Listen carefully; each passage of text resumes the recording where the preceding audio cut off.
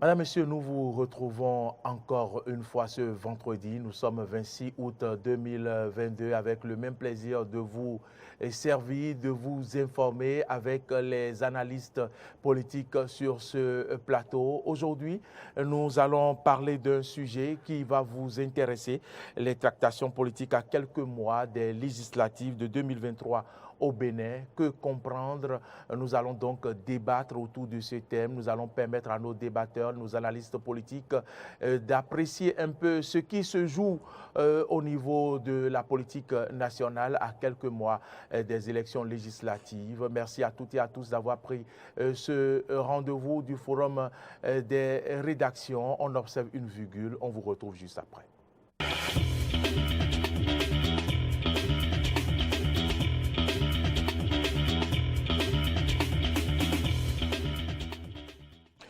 Le Bénin, vous le savez, est à l'épreuve des réformes du système partisan à quelques mois des législatives de janvier 2023. Plus précisément, le 8 janvier, les tractations politiques vont bon train.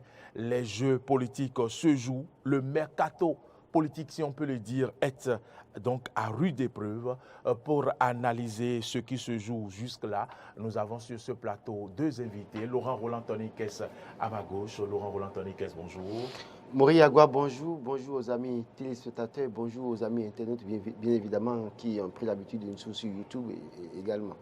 Vous êtes journaliste, analyste politique. Merci de votre fidélité C'est à moi. ce creuset. À ma droite, c'est bien Henri Sauvy-Niabodé. Bonjour Henri. Bonjour Maurice Agua et bonjour à tous les téléspectateurs. Bonjour à tous ceux qui sont les abonnés de cette émission et qui ne cessent bien sûr de nous reconforter dans ce qu'on fait. Vous êtes rédacteur en chef de Tado FM, la radio qui émet de Sémé à Bomé-Calavi. Merci pour le merveilleux travail que vous abattez tous les jours. Madame, Messieurs, le décor étant planté, nous allons donc y aller. Vous le savez, le week-end dernier, nous avons assisté à la fusion de deux grands partis, le PRD et l'UP, qui désormais est nommé UP le Renouveau. UP le Renouveau, aujourd'hui, beaucoup de quotidiens s'interrogent si l'UP ne connaîtra pas le sort du parti Les Démocrates en ce qui concerne le retard dans l'attribution du récépissé qu'avait connu donc ce parti Les Démocrates. On s'interroge également sur cette fusion-là de ces deux partis. Pour quel avenir est-ce que cet amour va durer? Beaucoup d'interrogations quand même en ce qui concerne le devenir de ce parti-là, de cette fusion. Pour donc parler de cette tractation politique à quelques mois des législatives, donc ils sont déjà dans ce studio et vous le savez. Laurent Roland Toniquès, fusion UP et puis PRD aujourd'hui. Quelle analyse faites-vous? Est-ce que l'avenir est prometteur pour les législatives de 2023? Merci Maurice Agua. Je voudrais d'abord dire que la fusion entre les deux partis politiques répond à une exigence à la veille des législatives de 2023 parce qu'en réalité, les deux partis dont il est question, l'Union progressiste et le PRD, Parti du renouveau démocratique de Maître Adrien Mbedji, ont certainement des objectifs à atteindre. Et donc, du fait de ces objectifs à atteindre, ils avaient l'obligation de réfléchir à quoi faire pour se renforcer. Et donc, vous allez voir deux partis, l'un qui se réclame être le premier parti à l'aide de la réforme du système partisan depuis 2019, quand bien même on sait qu'il n'y avait pas eu compétition en 2019, mais pour autant, ils se disent qu'ils sont les premiers partis, les premiers sur l'échiquier politique national. Et donc, aujourd'hui, ils ont besoin de se renforcer pour avoir de bons résultats, pour mériter véritablement cette première place. Parce qu'on le sait, comme je le dis, c'est que sur quoi on peut dire qu'ils sont les premiers, je ne pense pas qu'il y ait assez d'éléments sur lesquels on peut tabler pour dire qu'ils méritent le premier, en tout cas la première position qu'ils réclament à tort ou à raison. Et de l'autre côté, nous avons le Parti du renouveau démocratique de Maître Adrien Mbedji qui, malheureusement, en 30 ans d'existence, n'a pas réussi à avoir 10% en 2020. Et donc, quand on n'a pas 10% en 2020 et qu'on n'a pas eu d'élus depuis 90, et malgré tout ce qui s'est passé, pour une fois, le PRD n'a plus d'élus communaux, n'a plus d'élus à l'Assemblée nationale. Il faut réfléchir sur les moyens. Que faire pour que les ténors de ce parti politique puissent avoir cette chance de se faire élire pour une fois, de toute façon, depuis la réforme du système partisan. Et donc, deux partis politiques qui ont des visions assez précises. L'Union progressiste qui a besoin de se renforcer, le PRD qui a besoin de se faire une nouvelle, en tout cas, une nouvelle santé, parce que s'ils ratent, en tout cas, les élections, ils vont aux élections en 2023 en l'état, ils nous ont prouvé qu'en 30 ans, ils ne valent que 5% et qu'ils ne sont que, en tout cas, populaires qu'à Porte-Nouveau et dans la vallée de Lomé ou bien dans le plateau. Et donc, le plateau, dans les autres départements, ils réussissent à gagner quelques voix depuis des années, ça n'a pas changé. Bien au contraire, d'ailleurs, ça commence pas à diminuer au niveau des autres communes. Donc, Maître Adjong Mbedi est conscient de ce que, soit nous acceptons, nous renforcer avec un parti politique, ça me permet d'imposer les plus fidèles, en tout cas à moi, puisque au-delà de tout, on dira qu'ils sont fidèles au parti, mais dans tout parti aujourd'hui, malheureusement, même à l'ère de la réforme du système partisan, vous allez constater que les gens ont tenté d'être fidèles à Moussa Bruno tout le temps, avant que Job Bruno n'arrive. Il y en a qui font l'effort d'être fidèles à ABT dans le BR. Donc les partis politiques dans ces conditions, c'est-à-dire doivent se renforcer. Donc Mbedi aujourd'hui trouve l'opportunité d'aller vers quelqu'un, d'aller vers un parti politique qui pourra lui accorder la chance de positionner les siens pour que ces militants du PRD, en tout cas le PRD ne s'éteigne pas à jamais. C'est vrai que vous allez voir, et c'est pour ça que je dis que cette fusion aujourd'hui, c'est une fusion, un mariage circonstanciel pour moi. Circonstanciel. Moi, j'estime, connaissant... Vous ne voyez pas un mariage non, à longue durée, écoutez, Patrice Talon est encore au pouvoir. D'accord. Et puisque Patrice Talon est là, il vaut mieux faire, à la limite, parfois, la volonté de Patrice Talon pour pouvoir espérer exister. Je veux bien croire qu'après Patrice Talon, l'UPBR va encore exister. C'est pourquoi je parle de mariage circonstanciel, parce qu'on a un résultat qu'on vient atteindre. Voilà. Et donc, qu'est-ce qui prouve que déjà à partir de 2023, après les élections, qu'il n'y aura pas de problème? Parce qu'il y a déjà grand grincement dedans. Et donc, Mbedi, voulant imposer ou bien positionner à coûte que coûte ses plus fidèles, l'UP, dans sa démarche de pouvoir se renforcer, de s'imposer. Donc, il y a autant de choses. Mais déjà aujourd'hui, avec cette union, on peut se frotter les mains pour dire oui, s'ils ont trouvé la meilleure formule, parce que l'UP pourrait avoir les chances d'avoir des élus dans Porte-Nouveau, parce qu'en 2020, le PRD a eu la majorité au communal, mais malheureusement, c'est l'UP, parce qu'ils n'ont pas eu 10%. L'UP qui a eu les 10%, au-delà des 10% au plan national, a raflé tous les sièges. Donc, ceux-là qui ont voté majoritairement le PRD pourraient trouver l'opportunité de voter pour l'UPR, l'Union progressiste, le renouveau. Donc, ça va renforcer... Carton plein dans le plateau et l'Ouémé. Voilà, ça va renforcer. Mais le problème, c'est vrai que ça ne va pas être automatique, parce qu'ils vous souviennent qu'il y a quelques jours, dans PRD et autres, des gens militants du PRD ont décidé de ne pas suivre Adjong Mbedi. Et d'ailleurs même, vous allez voir Ils se sont ralliés au BR. Voilà, d'ailleurs même que dans les négociations, dans les prises de contact avec la base, vous allez voir que Maître Adjong Mbedi et son staff sont passés à Porte-Nouveau et autres sans pouvoir aller dans les autres départements. Ça montre clairement que... donc faire d'abord une tournée nationale, avant ça montre de passer à la formalisation. Oui, mais justement, à chaque fois quand il y a de ces situations, les acteurs politiques responsables vous diront qu'ils ont consulté la base, laquelle base n'est pas pour autant consultée. On réunit quelques personnes dans une salle de confiance ou bien dans une place publique, on discute pour dire qu'on a consulté la base. Mais quand vous voyez les démarches de Maître Adjong Mbedi, vous comprenez que son souci, véritable souci, c'est le contrôle de la vallée de l'Ouémé, de la région Ouémé-Plateau. Et c'est pour ça qu'il a accentué ces consultations à la base dans ces régions.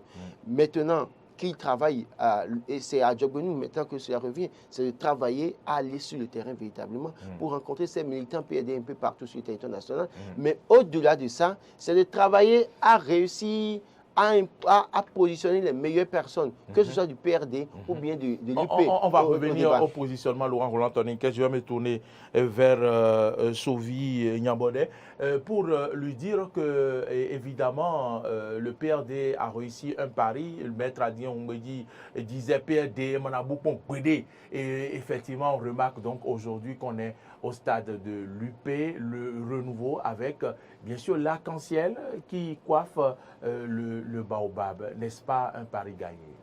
Pari gagné, oui, pour avoir accepté faire la fusion avec l'Union progressiste. Pari gagné pour avoir accepté aller au front avec l'Union progressiste.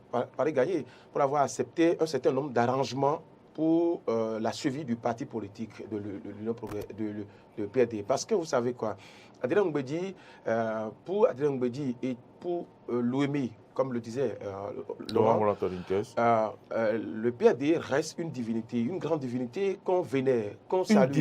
Une divinité. Une religion. Une religion. Et donc, ce n'est pas à n'importe comment, ça ne va pas disparaître. C'est pour ça qu'en sortant, ils ont exigé qu'au moins, tout au moins, qu'il y ait le logo, l'arc-en-ciel, qui est un logo emblématique, qui est un logo sacrilège, même pour qu'on ne doit pas toucher au PRD. Donc, oui, ils ont gagné. Paris gagné parce que tout simplement, Adrien Mbedi a fait tout possible pour que, tout au moins, on ne balaie pas de revers, on ne balaie pas tout ce qu'il y a comme identifiant de son parti politique, qu'on ne balaie pas tout ce qu'il y a comme identifiant qui va faire balayer de la tête de ces militants, de ces férus-là, de ces adeptes de ce parti politique-là, le PRD. Et donc, oui, Paris gagne, d'accord. Mais il y a un mais qui est là, et que est-ce qu'au-delà, bien évidemment, des élections législatives du 8 janvier, comme vous le disiez tantôt, est-ce que le parti va continuer à exister? Mais déjà, avant les législatives, il y aura donc les positionnements sur les listes. Est-ce que à ce stade-là, il n'y aura pas de grincement dedans? Parce qu'il y a déjà des gens, des représentants de l'UP dans l'UME Plateau qui vont vouloir d'abord qu'on les positionne avant de positionner les, si je peux le dire, les arrivistes. J'avais dit quelque part que le grand challenge, le grand défi à relever pour Joseph Diogbeno, c'est d'abord faire en sorte qu'il y ait harmonisation au niveau de la liste à présenter pour les élections législatives. Et donc, voilà que le PRD vient fusionner avec l'Union progressiste pour créer l'UP, le renouveau. Et donc, le PRD, comme n'importe comment, devra présenter une liste à Joseph Diogbeno pour dire voici nos représentants, voici ceux-là qu'on souhaite qu'ils participent aux élections. Et pour ça, il est obligé d'accepter de les positionner. Et à ce niveau-là, les anciens de l'Union progressiste doivent à un moment donné baisser la garde et accepter que cela se fasse de cette manière-là pour qu'il n'y ait pas... Parce que il y a des engagements qui ont été pris. Et au départ, pour qu'on arrive à se retrouver à ce stade-là de l'UP, le renouveau. Et forcément, pour ne pas décevoir Adrien Mbedi, Joseph Diogbeno va devoir accepter, confectionner la liste avec ces éléments. Parce que n'oublions pas, on parle des élections législatives de 2023, mais quand même, il y a aussi les présidentielles qui s'annoncent aussi. Et l'Union progressiste veut être ce parti politique-là qui va être le meneur de l'action. Donc forcément, il faut arriver à ce qu'il y ait harmonisation au niveau de la liste, des listes. Et donc, Joseph Diogbeno aura affaire forcément à une liste avec le PRD, même si aujourd'hui on ne parle plus de PRD, mais il y a une liste donc, qui va porter monsieur le sceau de PRD. Laurent Roland Antonikès, parlant donc du positionnement sur les listes, vous étiez en train d'évoquer la question, je vous disais qu'on allait en revenir. Est-ce qu'il n'y aurait pas un premier grincement de dents à ce niveau? Il y aura grincement de dents, malheureusement, parce que nous sommes en politique, et en politique c'est un rapport de force. Je crois que Martin Libre écrivait hier comment va s'y prendre Diogbeno en mettant à la une les photos d'un certain nombre de personnalités politiques. Vous imaginez que l'Union progressiste existait. Les éléments de l'Union progressiste, les militants ont travaillé à la base, qu'on le veuille ou non, même s'il n'y a pas eu d'élection inclusive en 2019, il y a des gens qui ont fait un travail pour que le minimum qui est allé aux urnes pour voter puisse aller voter. En 2020, le PRD est allé aux élections, l'Union progressiste aussi est allée aux élections. Des militants de l'Union progressiste ont travaillé sur le terrain pour avoir les résultats, ce qui a empêché le PRD d'avoir les 10%, bien évidemment. Donc tous ceux-là attendre le moment venu pour se faire valoir dans une certaine mesure pour dire, écoutez, nous étions là, nous avons un acquis, nous avons fait un certain nombre de travail. Eux, ils ne valent rien. En tout cas, ils n'ont pas pu avoir des résultats. Et donc, ils doivent pouvoir faire notre volonté. Mais donc, il y aura le dénigrement. Mais ce qui va se passer, c'est quoi? Vous voyez, dans la région Ouémé Plateau, et notamment quand vous prenez à Diawéré, par exemple, où les deux frères qui ne s'entendaient pas, les frères et sœurs qui ne s'entendaient pas, je vais parler de Karamat Fagboun qui ne s'entendait pas pour autant avec Abimbola, et ce qui a même amené à l'échec, en tout cas, à amener Karamat à perdre son fauteuil de la mairie d'Adjaouéré, bien évidemment. Et vous allez voir que quand les tractations ont commencé, Karamat Fagboun a préféré passer par le PRD. Parce qu'en réalité, en passant par le PRD, elle se fait une couverture politique qui pourra peser dans la balance en son temps pour qu'elle soit positionnée. C'est ça. Vous voyez? Mais, et à ce niveau, vous allez voir que en 2019, à partir de la réforme du système partisan, Augustin Aronvo-Ebla, qui était l'un des plus fidèles de la Ngoumbédi, qui a même osé dire ouvertement qu'il aurait pris de l'argent chez Patrice Talon pour soutenir Ngoumbédi, n'a pas hésité à claquer la porte, à quitter le PRD. Je vais citer aussi le député Badirou Aguemon, qui est également parti, qui sont élus à Porte-Nouveau.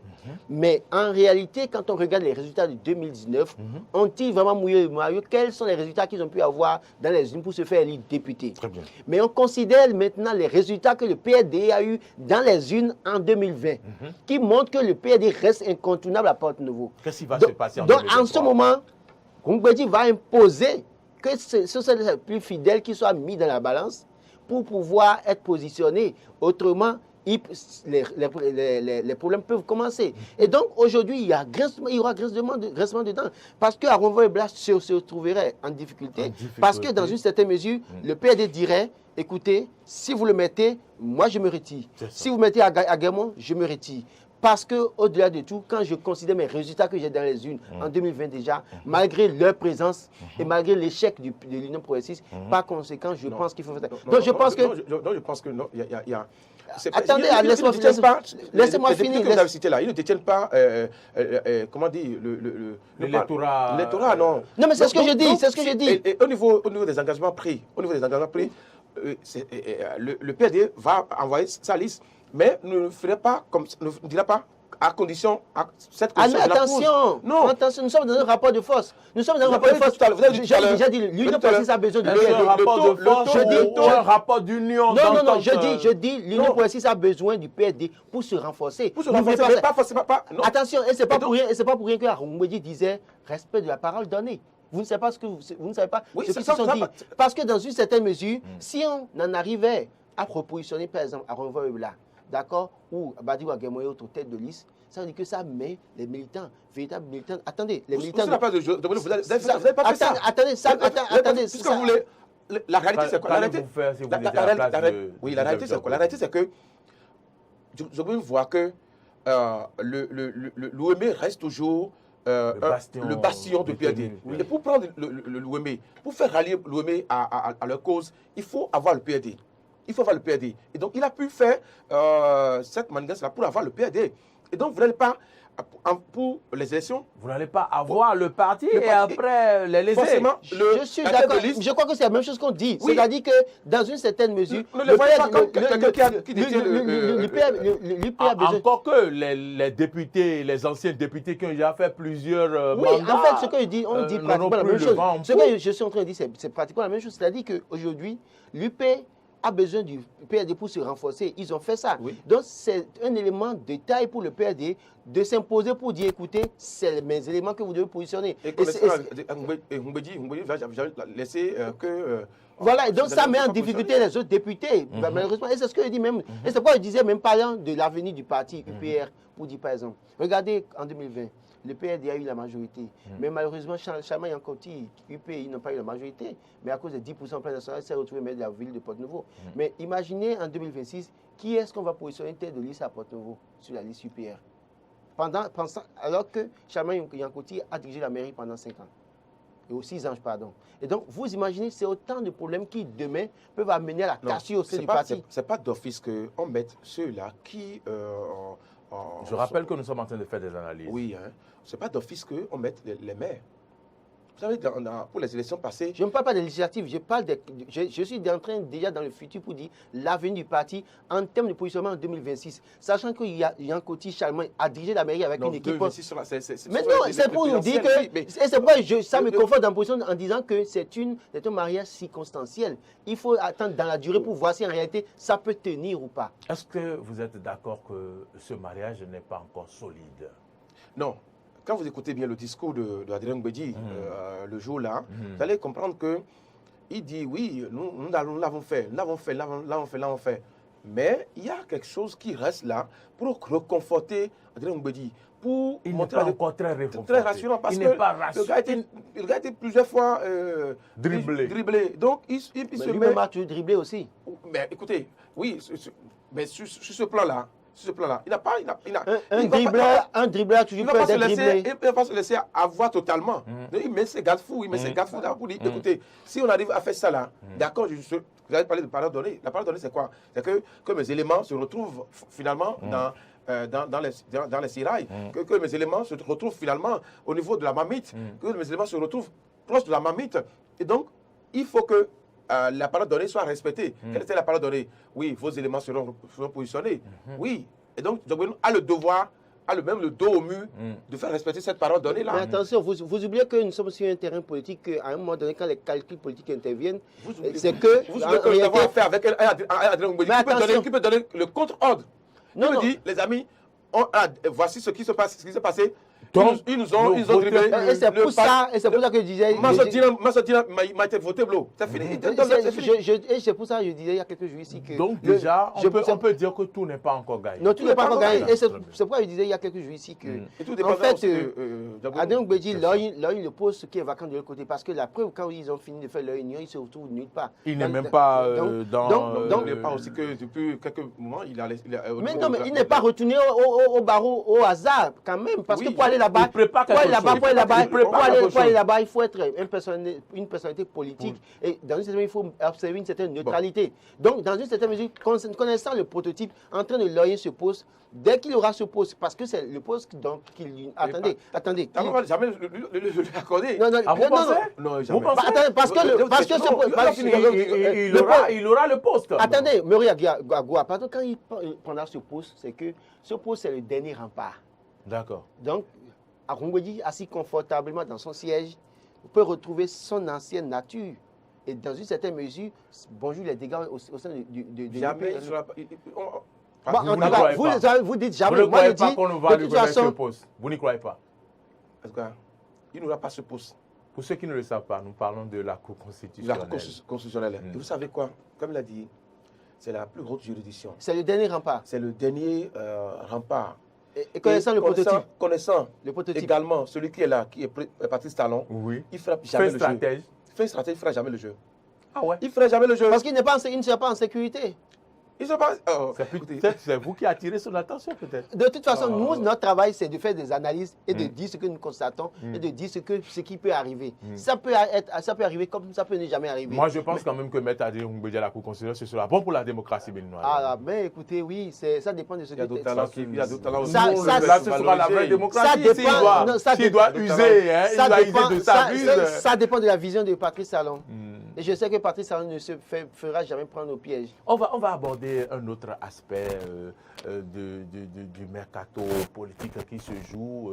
On constate que sur toute l'étendue du territoire, on observe des démissions, soit, je ne voudrais pas dire débauchage, hein, je dis bien démission de l'UP vers le BR ou du BR vers l'UP. Certaines personnes estiment que c'est un jeu politique et que ces démissions sont incitées stratégiquement. Est-ce que vous êtes de cet avis? Non, je crois que les calculs politiques interviennent à la veille de chaque élection. Hein.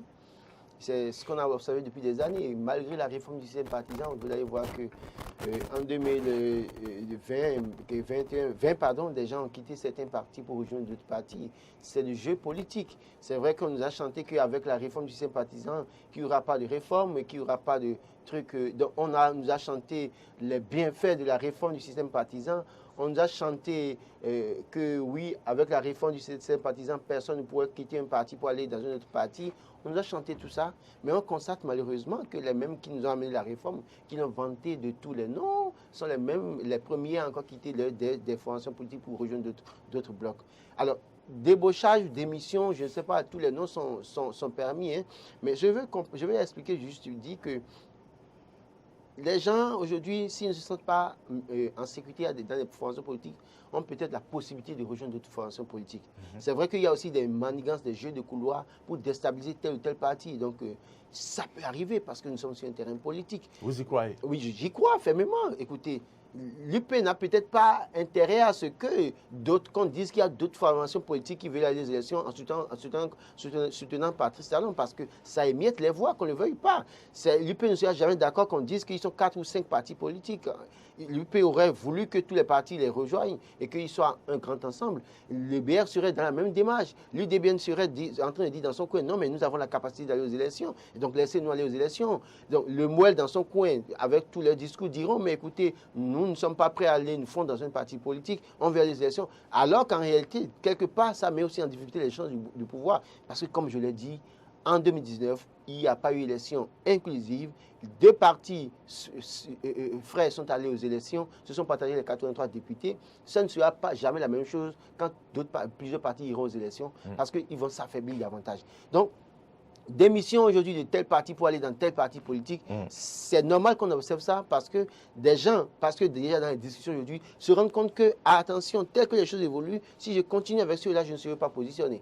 Si je continue avec ceux-là, ça veut dire que mes militants de base ne seront pas positionnés, ne seront pas pris en considération. Et par conséquent, il vaut mieux pour moi en même temps décider de partir. Il vaut mieux pour moi en même temps rejoindre le parti politique qui n'a pas de leader pour autant dans ma localité. Et donc, si je vais là-bas, je peux me faire pogner. C'est ce qu'on peut observer, par exemple, de Abimbola. C'est vrai qu'il a quitté le bloc républicain, qui allait directement au niveau de l'Union progressiste, parce qu'il estime que, la preuve, quand il est parti automatiquement, il se retrouve dans le bureau politique national.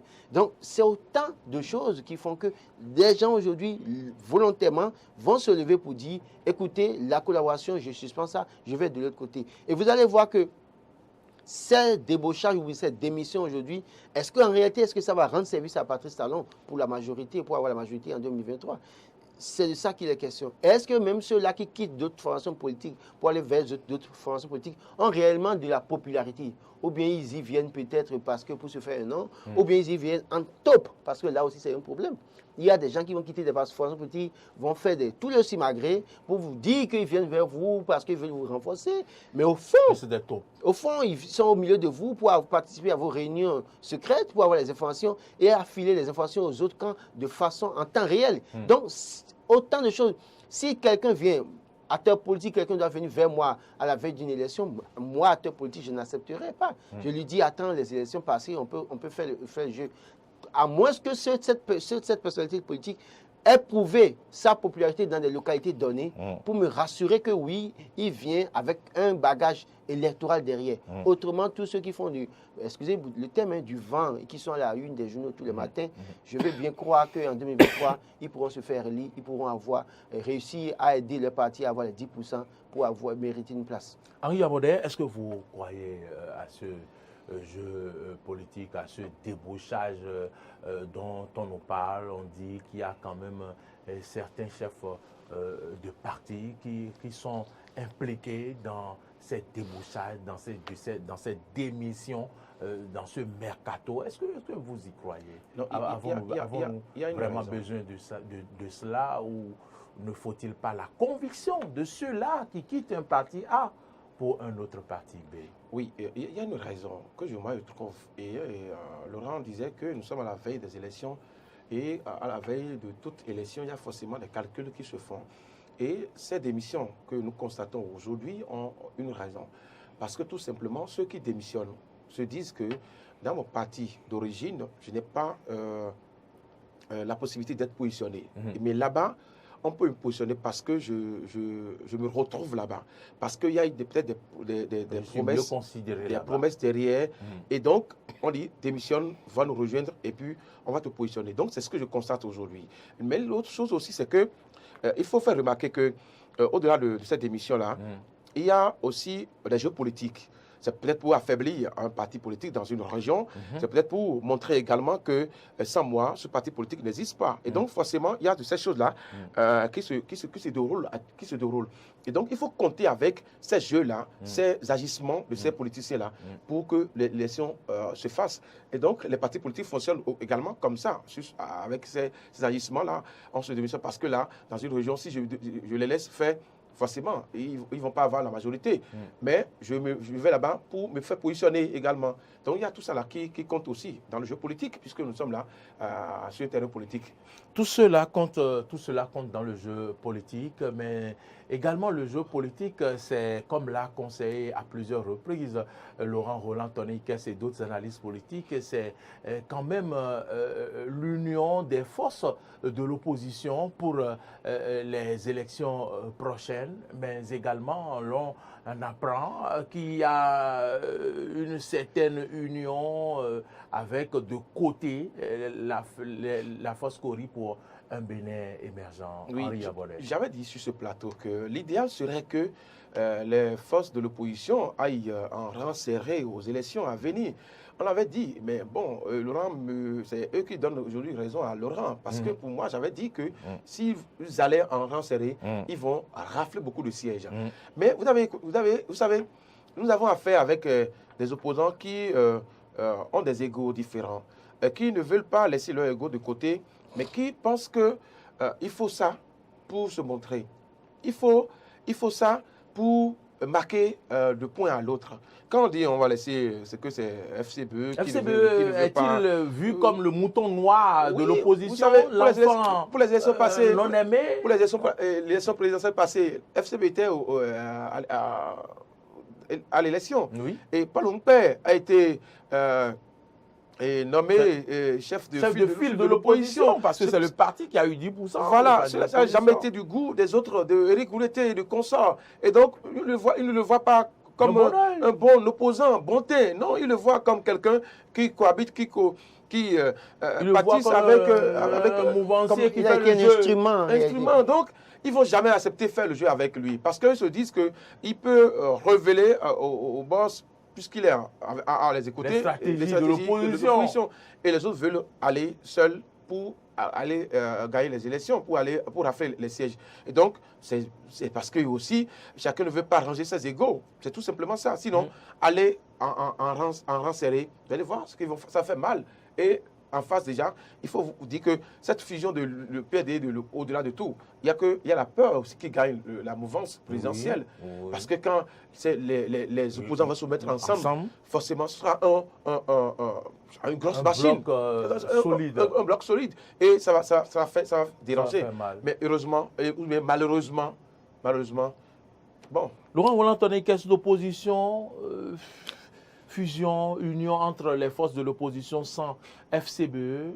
L'opposition n'est donc pas mal partie sans FCBE? Non, est-ce que l'opposition est mal partie sans le FCBE? Il faut regarder, c'est-à-dire d'où est parti FCBE Nouvelle Génération avec Paul Rompé. Comment est-ce que Paul Rompé s'est retrouvé secrétaire exécutif national de FCBE pour se retrouver chef de file d'opposition? Un chef de file d'opposition, c'est quelqu'un qui a déjà aussi une popularité dans sa propre localité. Paul Rompé déjà a-t-il eu cette popularité à Bopa pour se faire élire d'abord? C'est-à-dire que, mais attention, il n'a pas été élu. Écoutez, non, attendez, laissez-moi finir. La FCBE a eu des résultats sur le territoire national. La FCBE a eu des résultats sur le territoire national. On a eu des élus sur le territoire national. Mais dans la localité Mono-Koufou, quelle est la popularité du chef de file de l'opposition déjà en l'État? Ça déjà pose un problème du point de vue éthique politique. Ça, on commence par là.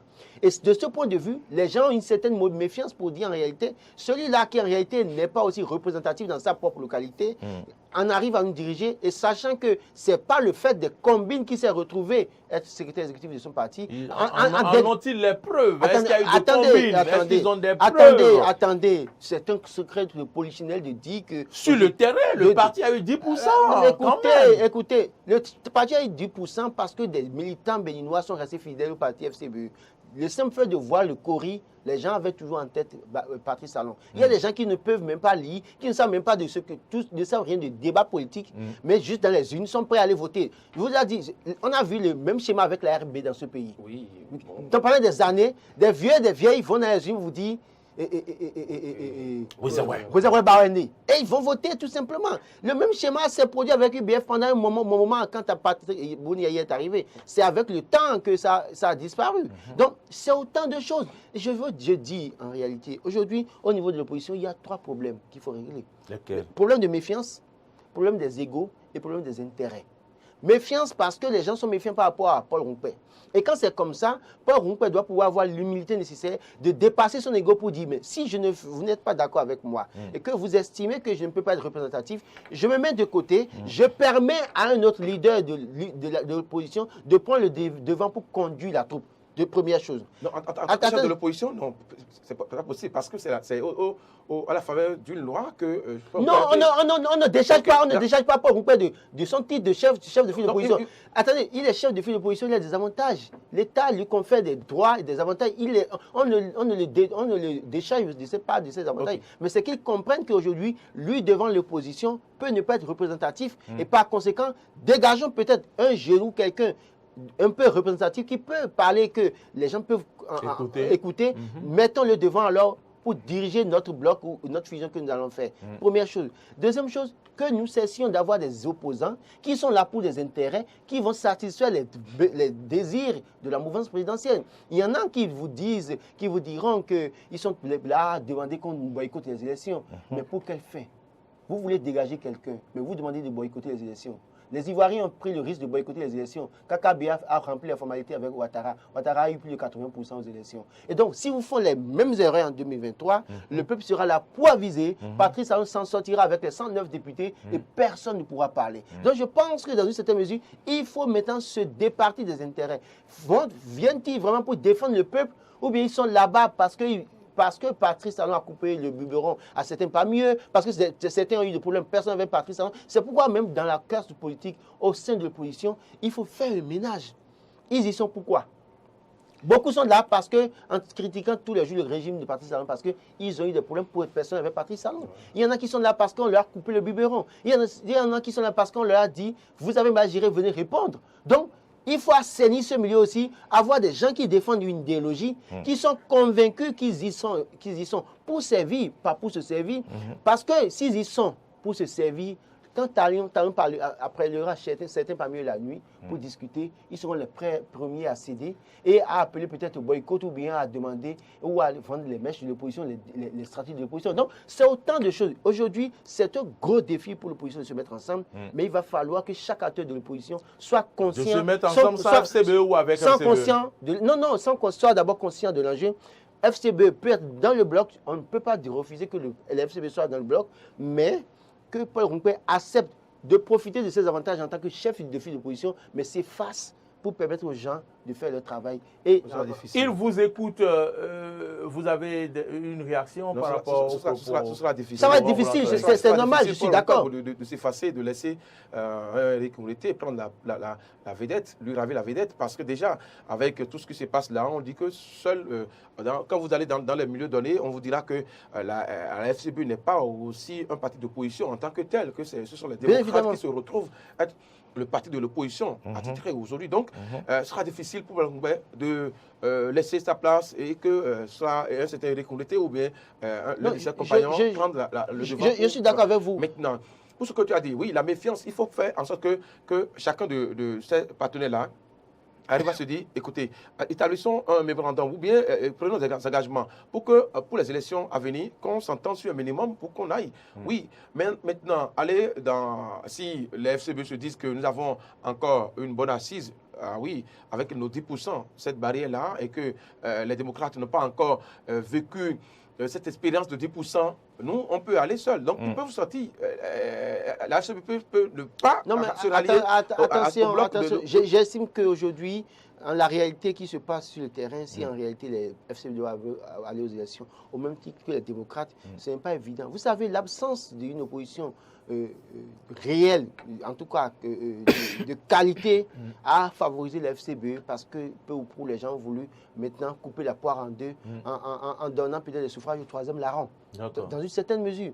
Je vous assure qu'aujourd'hui, il y a des gens qui étaient dans le FCB. La preuve, il y en a qui ont déjà quitté le FCB pour rejoindre les démocrates. Parce qu'en l'absence d'un parti qui pourrait porter véritablement leurs idéaux, ils ont été obligés de rester avec le FCB. Mais aujourd'hui, est-ce que le FCB, les démocrates aux élections, pourraient leur permettre d'avoir, ils pourraient avoir les 10%. Point d'interrogation. Non, attention, sachant que des gens comme Yarou, qui sont restés dans le FCB, ont créé leur fameux LNA, même si en réalité ils ne sont pas aussi représentatifs, dans une certaine mesure, il faut comprendre que... Donc, c'est pour vous dire que quoi? Donc, ce qui s'est passé en 2020 doit être détaché de ce qui va se passer en 2023, parce que le FCB, en l'absence d'une opposition réelle, dans une certaine mesure, parce qu'ils ont fait le jeu, ils étaient troisième larron. Pour autant, même s'il y avait UDBN et PRD, ils étaient pour moi le troisième larron qui... Ils avaient un environnement favorable. Maintenant, ils ont travaillé à avoir ces 10%-là. Et je pense que jusqu'à maintenant, ces 10% n'ont pas encore érodé. Et donc, ils peuvent encore utiliser ces atouts-là. Regardons, pour conclure, ces 10% ne sont pas érodés. Laurent, on l'entendait quelques instants. Ces 10% ne sont pas érodés, mais est-ce que vous pensez qu'en l'état, si nous devons aller aux élections avec un bloc de l'opposition sans FCBE, que les FCBE auront encore ces 10%? La FCBE peut encore se retrouver avec ces 10%. Et même plus, pourquoi pas? Laurent, on l'entendait, qu'est-ce que vous êtes de cet avis? La FCBE ne pourra pas les 10% si en réalité l'élection était véritablement inclusive et que tous les acteurs pouvaient compétir. Les FCBE ne pourraient pas avoir les 10%. Parce que quand vous regardez les résultats, vous allez voir que les FCBE ont eu beaucoup de suffrages dans la partie septentrionale, au Bénin méridional, en dehors de quelques communes où les FCBE... Attendez, ou dans certaines communes du Bénin méridional... On va finir avant d'aborder le troisième... Je vous ai dit tout à l'heure que même celui qui est nommé chef de file d'opposition dans sa région n'a pas pu faire l'unanimité. N'a pas pu avoir assez de suffrages. Donc ça travaille pour garder sa base intacte et donc... C'est pas évident.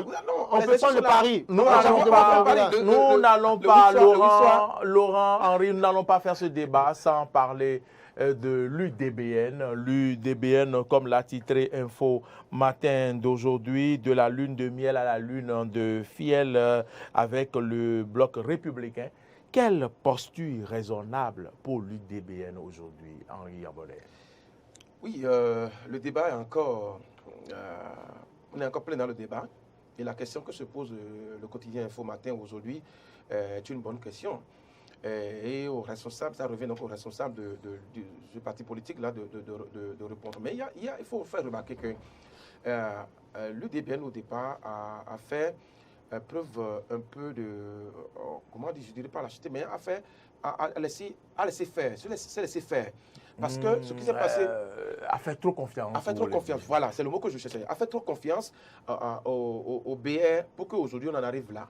Parce que vous savez que ce qui s'est passé avec PRD et l'UP, en réalité c'est ça, c'était la formule qui était avec le BR. Donc, normalement, les responsables de l'UDBN devraient dire aux responsables de BR, écoutez, on va changer de nom. Mais quand ils ont proposé, on dit non, laissez BR, laissez toujours BR, mais avec un autre statut juridique qui n'est pas ce que vous savez. Parce que quand on prend en l'état le BR dans lequel se retrouvait l'UDBN, n'est pas le BR qui a été créé en 2018 à Parakou. Pour faire simple. Maintenant, le BR, après quelques... mois de résistance et de chemin ensemble, eh bien, on n'a pas remarqué que les engagements pris de part et d'autre ont été respectés. Bref, l'UDBN a constaté que les choses n'ont pas bougé. Et donc, bref, c'est dit, ok, d'accord, quand on a fait le mariage, donc on s'est entendu sur un certain nombre, on a fait 10 enfants, on n'a pas fait les 10 enfants, donc en temps record, donc je peux me retirer. Mais là, après ça, il faut faire remarquer que dans le communiqué de l'UDBN, on a dit suspension. Donc l'UDBN peut encore, toutefois, revenir encore dans le BR. Si entre-temps, les responsables de BR se disaient, écoutez, les engagements qu'on a pris, on ne les a pas respectés. Mais ce que dit les responsables de l'UDBN, ils ont raison. Ils ont raison. Asseyons-nous à la table de négociation, parlons, et on part sur... Mais nous avons entendu des commentaires, des propos. Est-ce que le BR est prêt à faire profil bas au vu de, le BR fait, de tout ce que nous avons entendu, profil bas, les affirmations de Rachid Gbadamassi, par exemple? Non, écoutez, Rachid Gbadamassi, vous parlez de Rachid Gbadamassi, on ne va pas faire ce commentaire-là. Mais je parle de revenir sur un certain jeune de Soumou qui devrait être quelqu'un qui doit être sanctionné au niveau de son parti politique pour avoir tenu des propos qui ne concordent pas. Quand vous écoutez d'autres responsables de BR, ce que le jeune a dit, en tant que secrétaire administratif permanent, donc tous les courriers doivent transiter devant lui, et donc même les gens doivent se ressourcer, doivent aller vers lui pour avoir des informations administratives avant. Donc il sait qu'il y a des choses qui n'ont pas été dites, qui n'ont pas été faites, et donc forcément les gens ont raison.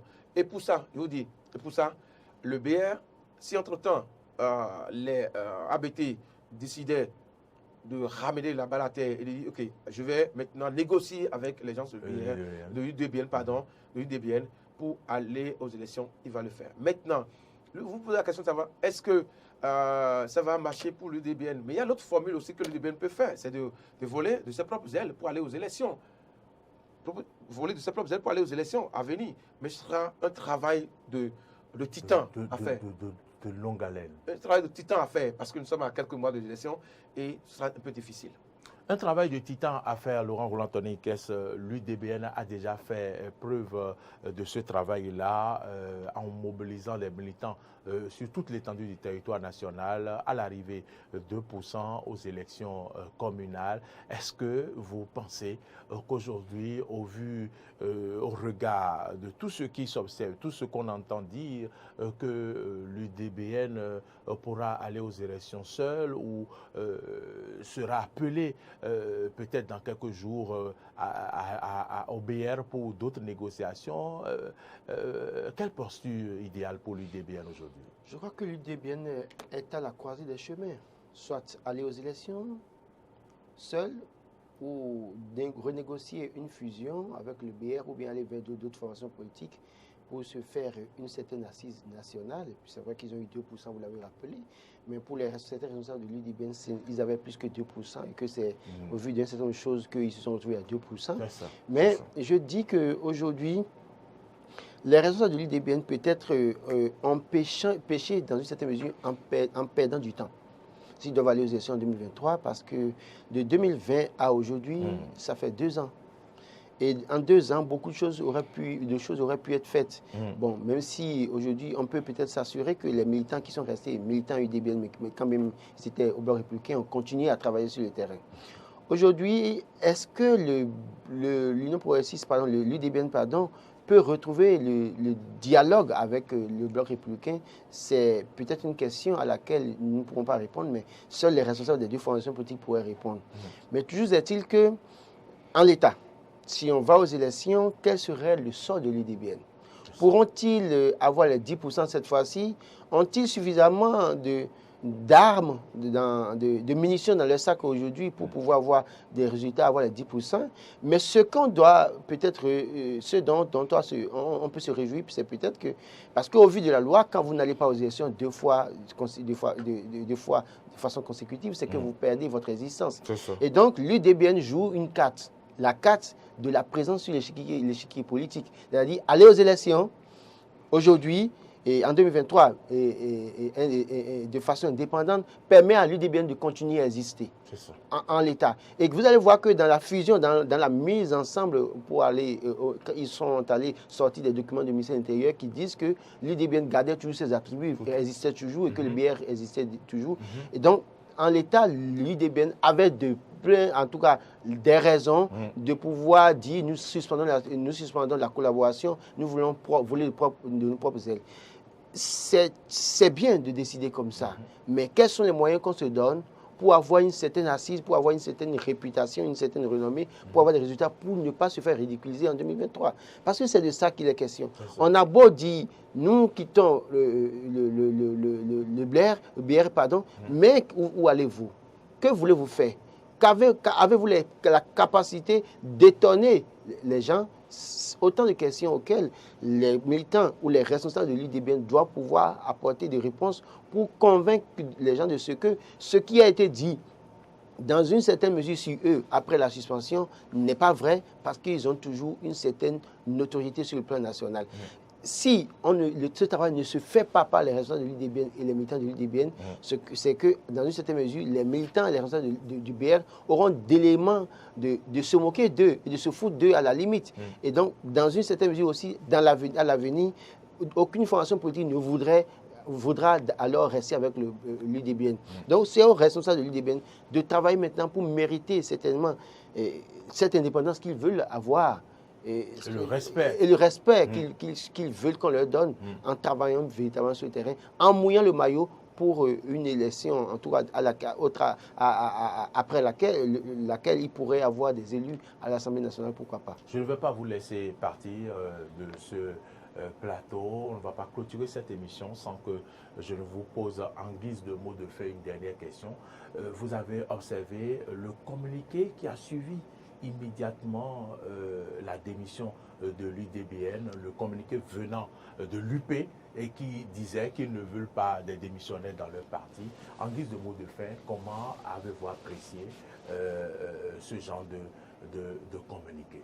Non, écoutez, c'est pour montrer qu'en réalité, ce n'est pas nous qui causons votre mort, ce n'est pas nous qui occasionnons, ce n'est pas nous qui demandons aux gens de démissionner pour nous rejoindre. C'est juste une... Et après ça, il y a eu des démissions, il y a la décision au niveau du parti de l'UP.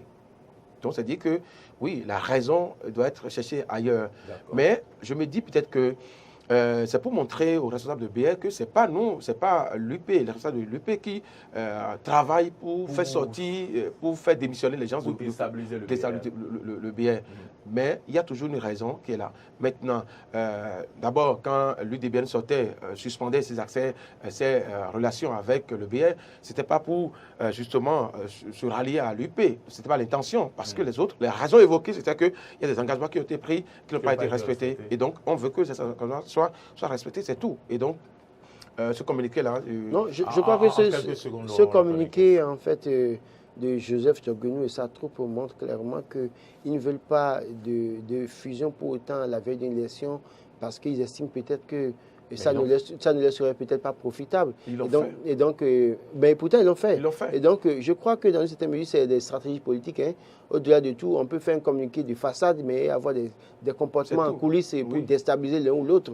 Donc, on ne doit pas faire fi pour autant à ce communiqué. Pour moi, c'est peut-être une stratégie pour nous blaguer un peu, pour nous dire, mais écoutez, nous ne sommes pas dans les querelles politiques, nous ne sommes pas dans les combats politiques. Parce que tous ceux qui démissionnent de BS, c'est toujours l'UP. Et bien évidemment. La preuve, un journal écrit depuis 3 jours à la une que la VP n'a pas d'assises à Kakara ou je ne sais quoi et que les gens sont toujours BR alors que dans le même temps, on dit que la VP a d'assises et ce matin encore un autre journal, le même journal a écrit. Donc j'estime que tous ces communiqués, les auteurs politiques sont parfois assez intelligents, veulent prendre parfois le peuple pour des bêtes ou des cons. Bon, moi, je n'en suis pas un.